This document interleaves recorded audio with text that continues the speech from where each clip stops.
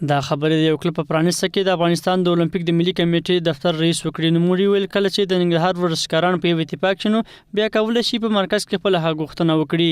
موږ په پرانیسته کې هم د مسلې باندې یادونه وکړه چې په ننګرهار کې یوازینۍ ستونزه چې موږ لرو هغه دا دی چې زموږ لوبغاړي، زموږ ورزشکاران، زموږ استادان ځینې محدودې څیرې دي چې هغوی حرج مرج رامنځته کوي د ورزش برخه کې د خپلو شخصي ګټو او موخو په خاطر باندې دلته فعالیت کوي او نه غواړي چې یوه سالمه اداره رامنځته شي دلته. د تکواندو د اسیا قهرمان خوشحال قریشي که څه هم یاد ورزش پاشلی بولي خو د ورزشکارانو غواړي تر څو له خپلو استادانو ښه ګټه پورته کړي.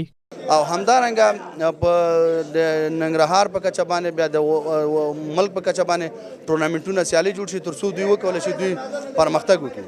د یاد کلب ترینر او د کراتدو فدراسیون مشر وایي چې په یاد کلب کې به ورزشکارانو ته ښه روزنه ورکړي او هغه مسؤلیتونه چې کوم د استادانو دي دا هم په نظر کې نیولي دي. خو موږ ته د ټولو نه مخکې پیغام دا ده چې موږ په هره ساحه کې ځوانانو ته کلبونه خلاص کړو تر څو ځوانان د مواد مخدر څخه وژغورو او د مواد مخدر په ضد باندې مبارزه وکړو.